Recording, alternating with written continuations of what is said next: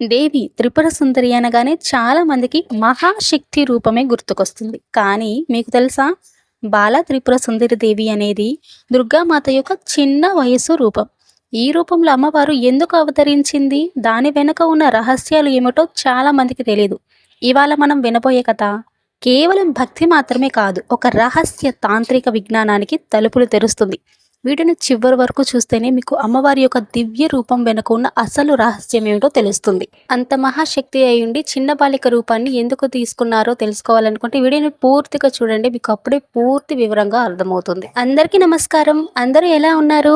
ఆ దేవి అనుగ్రహంతో మీరు అందరూ హాయిగా ఆనందంగా సుఖ సంతోషాలతో ఉండాలని మనస్ఫూర్తిగా కోరుకుంటున్నాను. ముందుగా మన సబ్స్క్రైబర్స్ అందరికి విజయదశమి శుభాకాంక్షలు. ఇంకా మెయిన్ వీడియో స్టార్ట్ చేద్దామా? అమ్మవారి కథ వినాలని చాలా ఇంట్రెస్టింగ్ తో ఉన్నారు కదా, ఇక ఆలస్యం చేయకుండా మెయిన్ వీడియోలోకి వెళ్దాం రండి. బాలా త్రిపుర సుందరి దేవి రూపం అనేది శ్రీ విద్యా తంత్రంలో అత్యంత పవిత్రమైన రూపం. ఈ అమ్మవారిని శ్రీ బాలాదేవి, బాలా త్రిపుర అని కూడా పిలుస్తారు. ఆమెను అష్టవర్ష బాలిక అని పిలుస్తారు. అంటే ఆమె 8 ఏళ్ల వయసు బాలిక అని అర్థం.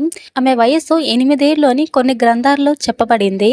ఏ గ్రంథాల్లో చెప్పబడింది అని కూడా నేను వీడియో చివరిలో చెప్తాను. అందులో ఉన్న ఆధ్యాత్మిక అర్థం ఏమిటో కూడా వీడియో చివరిలో చెప్తాను. పూర్తిగా వీడియోని చూడండి.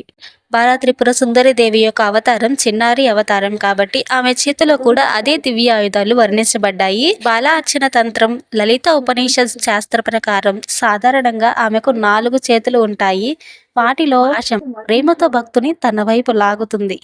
అంకుశం అంటే గొడుగు, అహంకారం చెడు వాసనలను నియంత్రిస్తుంది. పుష్పబాణం అంటే పూల బాణం మనస్సును మృదువుగా గుచ్చి దైవానుభూతిని కలిగిస్తుంది. శాపం అంటే పుష్ప ధనస్సు జీవులను దైవ మార్గం వైపు దారితీస్తుంది. బాల రూపం కాబట్టి ఆయుధాలన్నీ చిన్నవిగా పూలతో మృదువుగా చూపిస్తారు. అంటే రక్త రంజిత యుద్ధాయుధాలు కాదు, సౌందర్యం, ప్రేమ, పవిత్రతను సూచించేలా ఉంటాయి.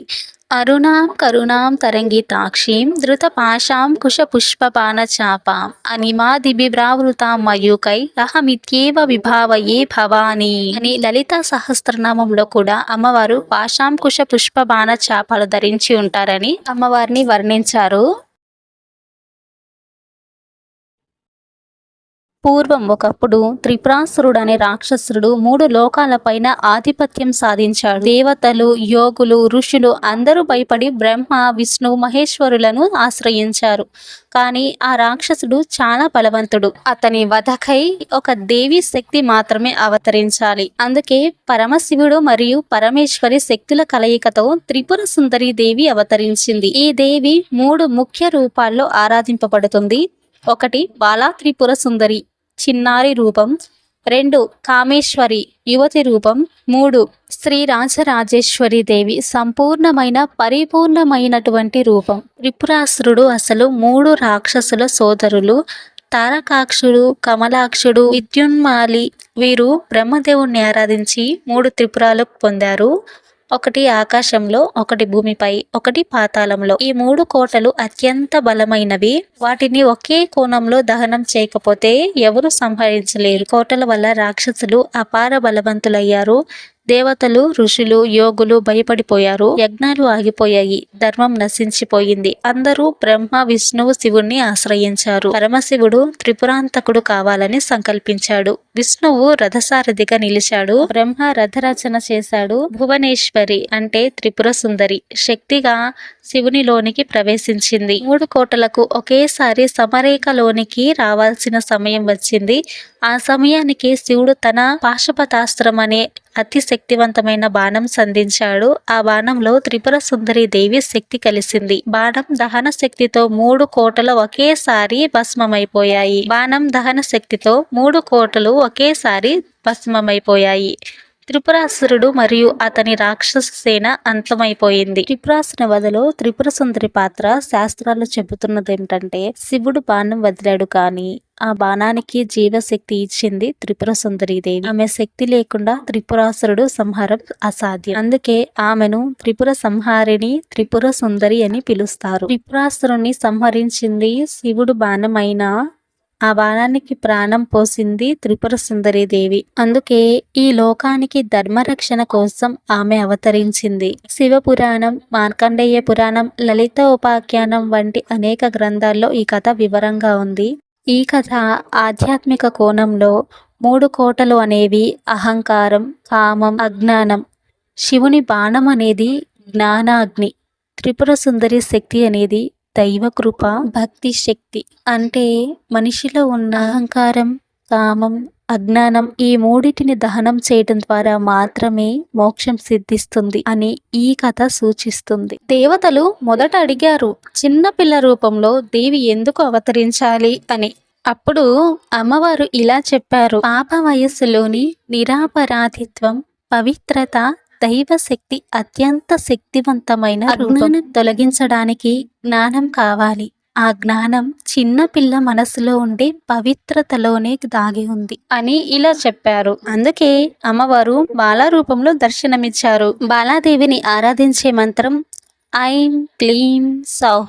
ఈ మంత్రం ద్వారా భక్తులకు విద్యాసిద్ధి, జ్ఞానప్రాప్తి, కుటుంబ రక్షణ, ఆత్మశుద్ధి కలుగుతాయి. శ్రీ విద్య ఉపాసనలో ప్రథమ దశ బాలా ఉపాసన. అంటే ఎవరైనా శ్రీ విద్య మార్గంలో ప్రవేశించాలి అనుకుంటే ముందు బాలాదేవిని ఆరాధించాలి. ఒకసారి ఇంద్రుడు మరియు ఇతర దేవతలు మహిషాసురుణ్ణి సంహారానికి అమ్మవారిని ప్రార్థించారు. అప్పుడు అమ్మవారు అన్నారు, మొదట నన్ను బాలా రూపంలో ఆరాధించాలి. ఆ రూపం ద్వారా మీరు నాలో భక్తి, జ్ఞానం, బలం పెంచుకుంటారు. అప్పుడు మాత్రమే నా మహాశక్తి రూపాన్ని ధరిస్తాను. అందుకే నవరాత్రి ఉత్సవాల్లో తొలి రోజు బాలా త్రిపుర సుందరి దేవి ఆరాధన జరుగుతుంది. నవరాత్రి మొదటి రోజు బాలాదేవి ఆరాధన, అలాగే నవరాత్రి చివరి రోజు అమ్మవారు మహిషాసురుని సంహరించడం. ఈ రెండిటి మధ్య ఒక గోప్యమైన సంబంధం ఉంది. నవరాత్రి మొదట బాల రూపంలో ప్రారంభించి నవరాత్రుల చివరి రోజు విజయ రూపంతో ముగుస్తుంది. అంటే దీని అర్థం జీవితంలో విజయానికి ముందు మనసు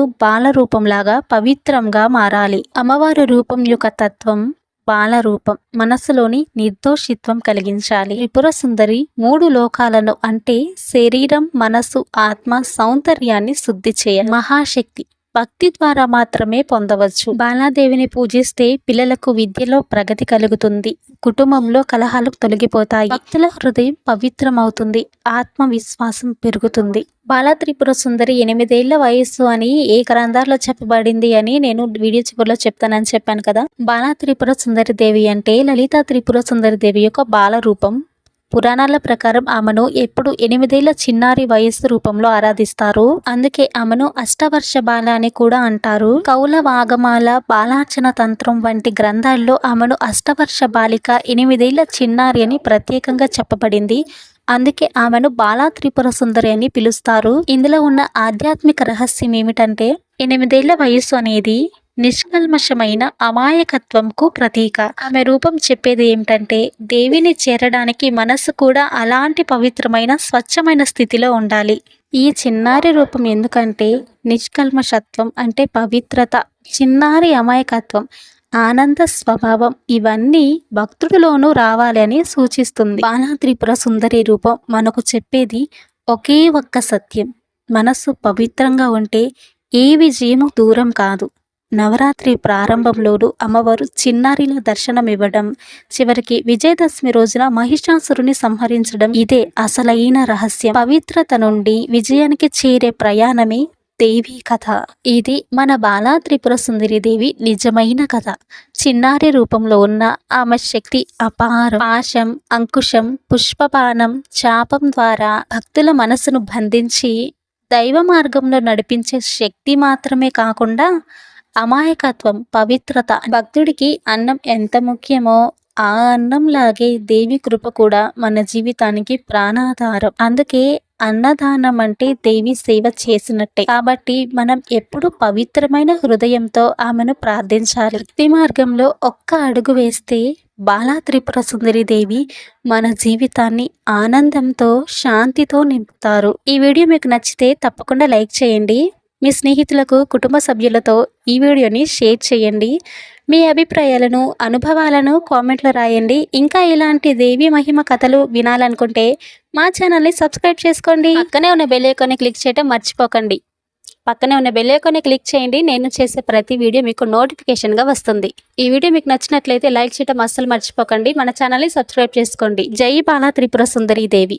ధన్యవాదాలండి. Thank you for watching. ఆగండి చెప్పడం మర్చిపోయాను. నవరాత్రి మొదటి రోజు బాలా త్రిపుర సుందరి దేవి కథ విన్నారు కదా. గాయత్రి దేవి గురించి కూడా తెలుసుకోవాలి అనుకుంటున్నారా? అదేనండి, నవరాత్రి రెండవ రోజు గాయత్రి దేవి అవతారం ఉంటుంది కదా. గాయత్రి దేవి కథ కూడా తెలుసుకోవాలనుకుంటే ఛానల్ని సబ్స్క్రైబ్ చేసుకుని గాయత్రి దేవి కథ కావాలని కామెంట్ చేయండి.